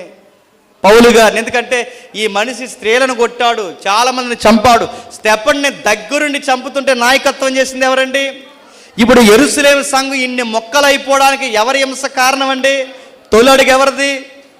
పౌలుదే, సౌలుదే. అందుకే ఇప్పుడు సడన్గా మారిపోయినంటే నమ్మగలరా? అందుకే బహుశా సహోదర ప్రేమ, ఆత్మీయత బహుశా నేను అనుకుంటున్నాను ఆయనకు దొరకలేదేమో. అందుకే ఆయన అక్కడి నుంచి మళ్ళీ సొంతూరుకు వెళ్ళిపోయాడు. ఆ వెళ్ళిపోయిన తర్వాత బర్నబా అక్కడికి వెళ్ళాడు. బ్రదర్, నీకు విషయం చెప్పాలి. ఇది యెరూషలేము సంఘం లాంటి సంఘం కాదు. ఇక్కడ భోజనాల దగ్గర గొడవ, ఎదవరాళ్ళని తక్కువ చూడడం, పేదోళ్ళని తక్కువ చూడడం, డబ్బున్న వాళ్ళకి పెద్దపీటలు వేయడం, ఇలాంటివి యెరూషలేము సంఘంలో ఉన్నాయి తప్ప ఇప్పుడు కొత్తగా ఒక సంఘం కట్టబడింది. ఆ సంఘం పేరు అంతియోకియా. ఏంటది? యెరూషలేము కాస్త ఏమవుతుందో చూడండి, అంతియోకియా. ఇప్పుడు ఈ అంతియోకియాలో చాలామంది కొత్త విశ్వాసులు వస్తున్నారు. బ్రదర్, నువ్వు రావాలి, మన ఇద్దరం కలిసి వాక్యం చెప్పాలంటే అంత ఇష్టంగా ఏం కనబడలేదట పౌలు గారు. మరి ఏమైంది అక్కడ చెప్తున్నారు చూడండి 25వ వచనంలో. అంతటా సౌలుని ఎత్తుకుటకు తార్సునకు వెళ్ళి తోడుకొని వచ్చును. తీసుకొని వచ్చిన వేరు. చెప్పండి, తోడుకొని వచ్చినట్టు దాని అర్థం ఏంటి? కొంచెం బలవంతంగానే తీసుకురావాల్సి వచ్చింది. ఎందుకంటే ఆయనకి ఇంట్రెస్ట్ తగ్గిందని కాదు, కానీ ఆ ప్రేమ దొరకలేదేమో బహుశా. అందుకే తోడుకొని వచ్చారు. ఇద్దరు కలిసి కూర్చున్నారు, మాట్లాడారు. 1 year ఇద్దరు నాన్ స్టాప్గా సత్యం మాట్లాడితే టౌన్ అంతా క్రైస్తవులు అయిపోయారట. గుర్తుపెట్టుకోండి. అంతియోకియాలోని శిష్యులు మొట్టమొదట చెప్పండి క్రైస్తవులని ఒక న్యూ సౌండ్ బయటకు వచ్చిందట. అప్పటి వరకు శిష్యులని చదువుకుంటాం, అప్పటి వరకు పరిశుద్ధులని చదువుకుంటాం. ఫస్ట్ టైం బైబిల్లో చూసే వాక్యం క్రైస్తవులను ఒక రివైవల్ స్టార్ట్ అయింది. ఎవరి వలన తెలుసా? పౌలు, బర్నబా. ఈ పౌలు, బర్నబా క్రైస్తవులని కొత్త సౌండ్ తీసుకురావడానికి ముందు నాంది పలికింది ఎవరో తెలుసా? యెరూషలేమును చెదిరిపోయిన పేదోళ్ళు ఉన్నారే, కూలీనాలు చేసుకునే పేదోళ్ళు ఉన్నారే, అక్కడ విన్న 4 వాక్యాలు బయటికి పోయి చిన్న కూడికలు పెట్టుకుని చెప్పుకుంటున్నారే, ఆ చిన్న కూలి పని చేసిన వాళ్ళే ఎంత పెద్ద విప్లవాన్ని తీసుకొచ్చారట. నా మాటలు అర్థమవుతున్నా లేదా? నేను ముగిస్తాను. అంతియోకియ అనే ఒక కొత్త సంఘం పుట్టుకొచ్చిందండి. ఈ అంతియోకియ అనే కొత్త సంఘం ఎక్కడి నుంచి వచ్చిందండి చెప్పాలి. అంతియోకియ అనే సంఘం ఎక్కడి నుంచి వచ్చింది తెలుసా? యెరూషలేముకు తిరం లేక వచ్చింది. గుర్తుపెట్టుకోండి. దేవుడు ఎలాంటి చెప్పినా మనకు ఒక బాధ్యత, మనకు ఒక వెలుగు, మనకు ఒక మహిమ ఇస్తాడు. దాన్ని నిలబెట్టుకోలేదనుకోండి, దీన్ని ఇక్కడ పడగొట్టి చెప్పండి మరో దిక్కున అమాయకును లేపి అక్కడ సంఘం కడతాడు. ఇది బైబిల్ ప్యాటర్న్. ఇది మీకు భయం వేసినా, నీకు ఈ సమాధానం నచ్చినా నచ్చకపోయినా, ప్రతిష్టలు 10 సంవత్సరాలు మీరు చేశారు, 10 కాదు 100 చేసిన సంఘం చెక్కు చెదరకుండా ఉండాలి అంటే ఇందులో ఒకరిని ఒకరు తక్కువ చేసుకోకూడదు. పనికి మాలిన భోజనాల దగ్గర గొడవలు పెట్టుకోకూడదు. స్త్రీలను ఒకలాగా పురుషులను ఒకలాగా చూడకూడదు. డబ్బున్నవాడిని ఒకలాగా డబ్బు లేని వాడిని ఒకటి చూడకూడదు. మోతుబరితత్వం ప్రభువులాగా లార్డులాగా ఫీల్ అవ్వకూడదు. ఇందులో అందరూ సమానము. రాజకీయ రంపులు సంఘంలోకి తెస్తే సెడ్డే ఉంటుంది. ఎవరుంటారు చెప్పండి? ఈ మాట నేను అనకూడదు చెప్పండి. సంఘం ఉండదు. ఏమవుద్ది? ఏదో ఒక విపత్తు వస్తుంది. ఆ విపత్తు దేవుడే తీసుకొస్తాడు. చెదిరిపోతారు. ఈ చెదిరిపోయిన అప్పుడు వీళ్ళ బుర్రకెలుగుతుంది. ఈ 4 వాక్యాలు అక్కడక్కడ చిన్న చిన్న కూడుకులు పెట్టుకుంటే ఇప్పుడు అక్కడే కొత్త సంఘాలు పడతాయి. ఇప్పుడు చెప్పండి, యెరూషలేము సంఘం మీకు బైబిల్ చదివే అలవాటు ఉంటే 11వ అధ్యాయం వరకు అపోస్తుల కార్యము యెరూషలేము సంఘం చదువుకుంటామండి. కానీ 11 అధ్యాయం తర్వాత నుంచి యెరూషలేము సంఘం కాదు, అంతియోకియ సంఘం చదువుకుంటా. ఆ సంఘము పేరు మరుగు చేయబడింది. ఈ సంఘము తెర మీదకి వచ్చింది. ఏ సంఘానికి గర్వం ఎక్కువ అవుద్దో, ఏ సంఘానికి బద్ధకం ఎక్కువ అవుద్దో, ఏ సంఘ నాయకుడి కళ్ళు నెత్తి మీదకి ఎక్కుతాయో గొర్రెలు చెదిరిపోతాయి. గొర్రెలు మేరొక దొడ్డుకి చేరతాయి. గుర్తుపెట్టుకోండి. ఇది వాస్తవం. ఇది జరుగుద్ది. మన సంఘాన్ని కాపాడుకోవాలన్నా చెప్పండి మన చేతుల్లో ఉంది. మన సంఘాన్ని పాడు చేసుకోవాలన్నా మన చేతుల్లోనే ఉంది. అందరినీ ప్రేమగా చూడాలి, అందరూ ఒకేలా ఉండాలి, అందరూ ఒకే భావం కలిగి ఉండాలి. లేదు, ఇందులో హెచ్చు తగులంటే సంఘంలో కుదరదు. ఎందుకంటే సంఘం అంటేనే ఎక్లీసియా అంటాడు గ్రీకులో. ఎక్లీసియా అంటే కాల్డ్ అవుట్, అంటే బయటికి పిలిచాడు. ఆ సంతలో ఉన్నట్టు మనం ఉండకూడదు, ఆ సమాజంలో ఉన్నట్టు మనం ఉండకూడదు, అక్కడ గొడవలు పెట్టుకున్నట్టు మనం పెట్టుకోకూడదు, అక్కడ మాట్లాడుకున్నట్టు మనం మాట్లాడుకోకూడదు, అక్కడ ఎన్నో రకరకాల రాజకీయాలు ఉంటాయి, ఇక్కడ ఉండకూడదు. ఎందుకంటే సంఘము సమాజానికి వేరుగా ఏర్పడినదే ఎక్లీసియా అంటారు దాన్ని. అంటే ప్రత్యేకమైన అసెంబ్లీ అంటారు దాన్ని. ఇక్కడ దేవుడికి మాత్రమే ప్రథమ స్థానం, మిగిలిన వారందరూ సహోదరులంతే. ఇది జరిగింది అంత్యోకియ సంఘంలో. ఎప్పుడైతే ఇది జరుగుతుందో 27వ వచనం నేను ముగిస్తాను. 27వ వచనంలో మొదటి వచనం 27వ వచనం చూడండి. ఆ దినముల యందు ప్రవక్తలు యెరూషలేములో నుండి అంతియోకియకు వచ్చిరి. ఎక్కడికి వచ్చారంటండి? రివర్స్ జరుగుతున్నట్టు మీకు అనిపిస్తుందా? ఏంటండి, ఎక్కడెక్కడున్న ప్రవక్తలు ఎక్కడికి వెళ్ళాలి? యెరూషలేముకి వెళ్ళాలి. కానీ రివర్స్ చూడండి, యెరూషలేము నుంచి ఎక్కడికి వస్తున్నారట? అంటే ప్రవక్తలు యెరూషలేము నుంచి అంతియోకియనే దర్శిస్తున్నారు. పౌలు లాంటి వ్యక్తులు అంతియోకియనే దర్శిస్తున్నారు.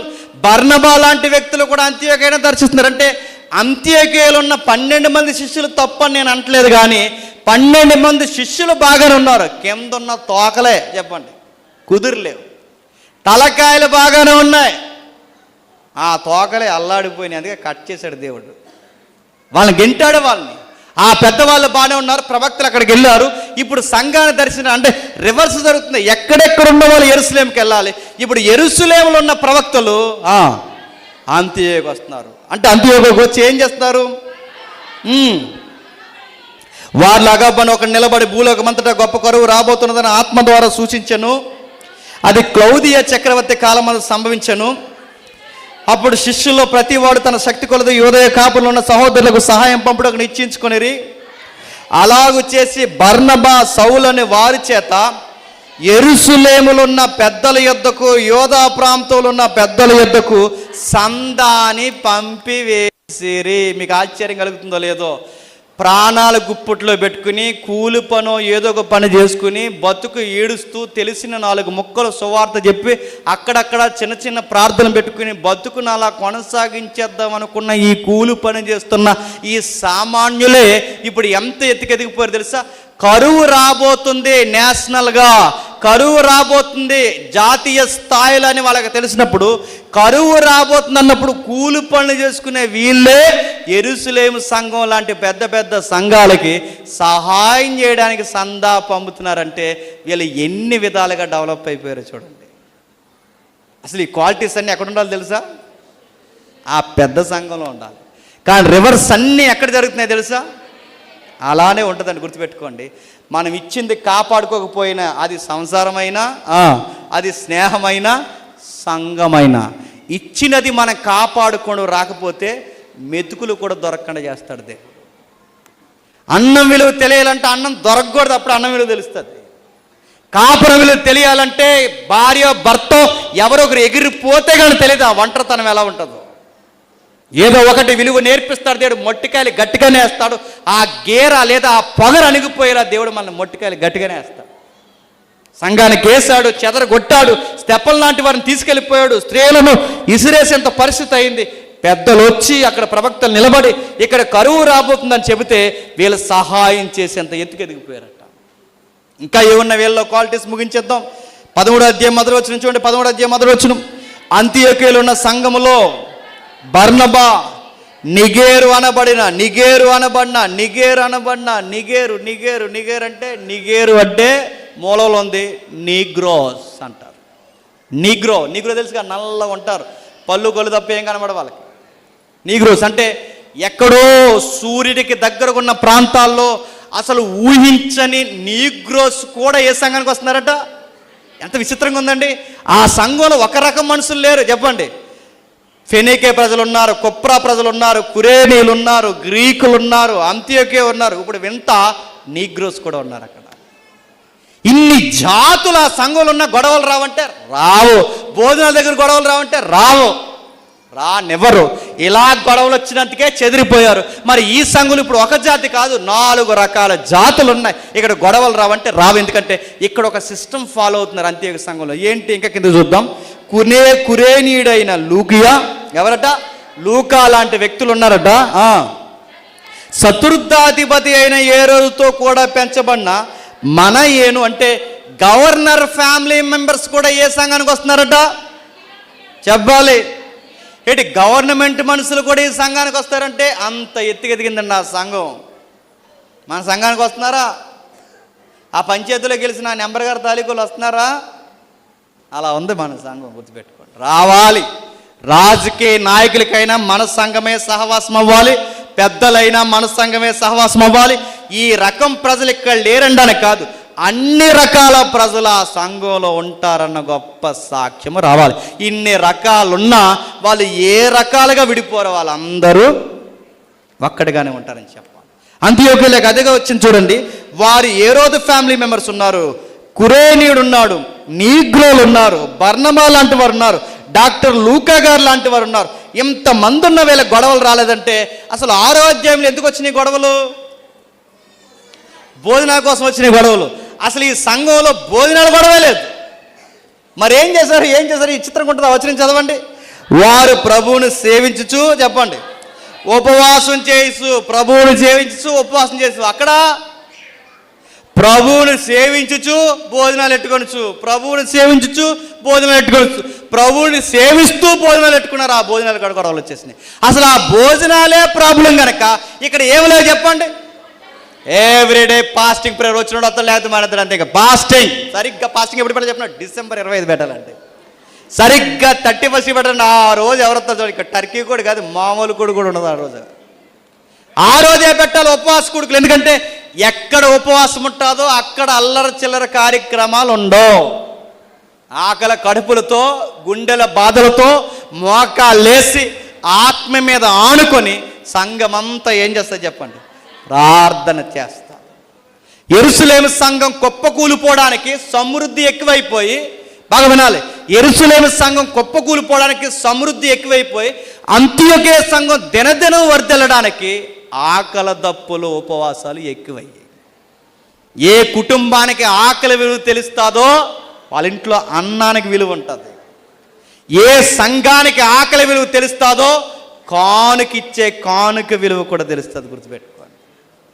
ఏ సంఘానికైతే ఈ బాధ్యతలు తెలుస్తాయో చిన్న పెద్ద స్త్రీ పురుషులందరూ ప్రేమగా ఉంటారు. అందుకే చూడండి, వారు ప్రభువును సేవించుచు ఉపవాసం చేయుచుండగా పరిశుద్ధాత్మతో నేను బర్నబాను సౌలును పిలిచిన పని కొరకు వారిని నాకు ప్రత్యేకపరచుడని వారితో చెప్పును. ఎవరు మాట్లాడుతున్నారండి? వచ్చి ముందు వీళ్ళు మాట్లాడారు, తర్వాత బర్నబా మాట్లాడి, ఇప్పుడు పరిశుద్ధాత్ముడు మాట్లాడుతున్నాడు. ప్రవక్తలు వచ్చారు, పరిశుద్ధాత్ముడు వచ్చాడు, గవర్నర్ ఫ్యామిలీస్ వచ్చారు, నీగ్రో లాంటి తెగలు వచ్చారు. ఒక్కరేంటండి, ఇంత గొప్ప జనాంగానికి గొప్ప ఆరాధన స్థలం అయిపోయిందంటే అంత్యోక్య సంఘం. అంత్యోక్య సంఘం ఎంత బాగా ఎదగడానికి కారణం వాళ్ళకి భక్తి విలువ తెలిసింది. ఇంకా విచిత్రంగా ఉంది చూడండి. అంతటి వారు పరిశుద్ధాత్మ నేను బర్నబాను సౌలును పిలిచిన పని కొరకు వారిని నాకు ప్రత్యేకపరిచిన వారితో చెప్పాను. అంతటి వారు ఉపవాసం ఉండి ప్రార్థన చేసి వారి మీద చేతులుంచి వారిని పంపివేసిరి. బాగా వినండి, ఎవరైతే ఇప్పటి వరకు బాగా నడిపించారో ఇప్పుడు ఆ ఇద్దరు నాయకుల్ని పరిశుద్ధాత్ముడు ఏమన్నాడండి, ఇక చాలు వీళ్ళిద్దరు ఇక్కడ చేసిన పని, వీళ్ళిద్దరిని నేను తీసుకెళ్ళిపోతున్నానంటే మేము కూడా వెనకాల వచ్చేస్తాం అన్నారా? సంఘం ఇప్పుడు అలా ఉండకూడదండి. వీళ్ళిద్దరిని నేను తీసుకెళ్ళిపోతున్నానంటే కొంతమంది బర్నబాతోను కొంతమంది పౌలుతో వెళ్ళిపోయారా? వాళ్ళు ఏమన్నారు తెలుసా? నాయకులు వెళ్ళిపోయినా నో ప్రాబ్లం సార్, మా పెద్దలు మరో దిక్కున దేవుని పని చేయడానికి వెళ్తానంటే మాకు ఏ భయం లేదు సార్, ఎందుకంటే నాయకుడు లేనప్పుడే సంఘాన్ని మేము కట్టాం. ఏ నాయకుడు లేనప్పుడే చిన్న కూటమిని పెద్ద సహవాసంగా మార్చాం. ఎవరో లేనప్పుడే ప్రభు హస్తము మాకు తోడే ఉంది.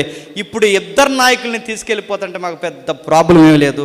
మాకు విషయం తెలుసు, వీళ్ళిద్దరు వెళ్ళిపోయినా సంఘాన్ని నడిపించుకునే క్యాపబిలిటీ మాకు ఉందన్నారు.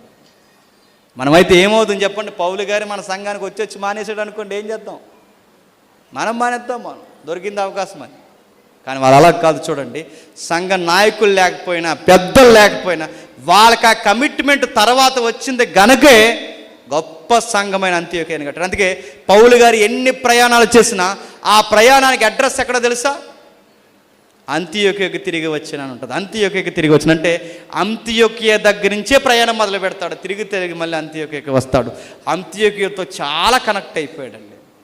నేను ముగించేస్తున్నాను. ఆది సంఘం 3000తో ప్రారంభమైంది, 6000 మంది వరకు ఎదిగేంత సంఘముగా ఎదిగిపోయింది.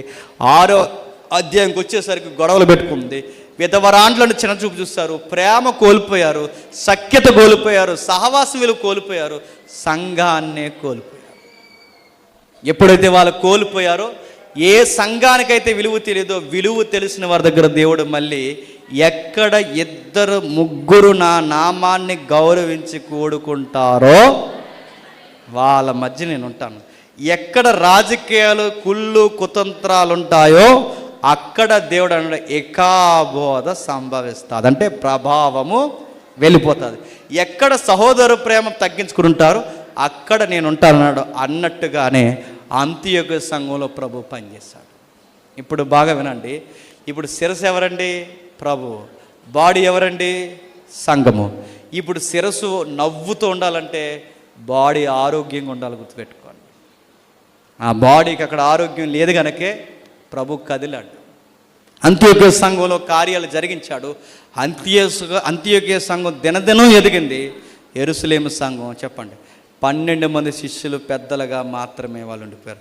వాళ్ళు కూడా కదిలిపోతే ఇక యెరూషలేము సంఘం చెప్పండి లేదు. అలా అయిపోకూడదని ఆ పెద్దలు 12 మంది అలా ఉండిపోయారు. తర్వాత ఒక విషయం జరుగుద్ది. యాకోబుని చంపేస్తారు. యాకోబుని చంపేసిన వెంటనే పేతురు గారిని తీసుకెళ్తారు.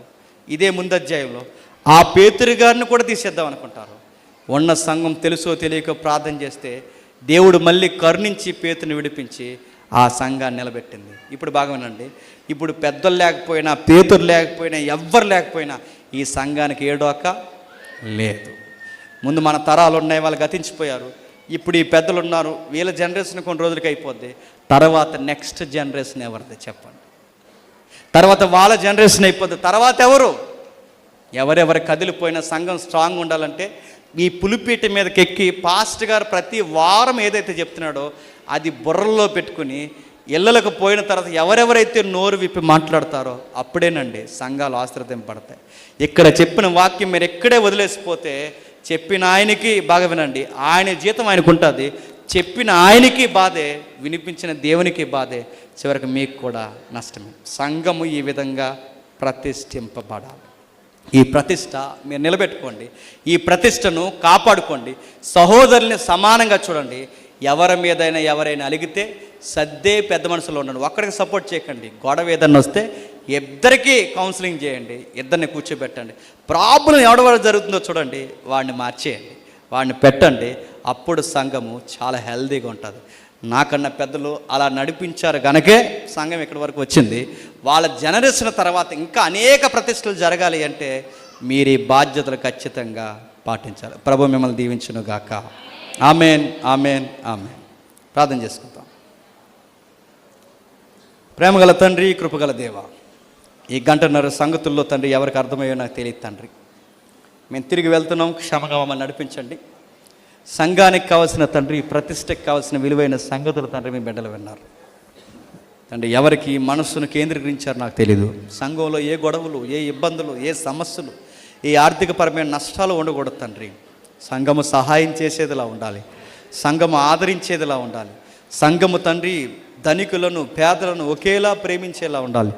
సంఘము తండ్రి ప్రేమకు నిలయమై ఉండాలి. ఒకవేళ అది మరిసి తండ్రి నిద్రకి తండ్రి భయంకరమైన తండ్రి భక్తిహీనతకి సంఘం లోనైతే మీరు ఖచ్చితంగా ఆ యొక్క తండ్రి బద్ధకాన్ని మీరు వదిలేస్తారు దేవా.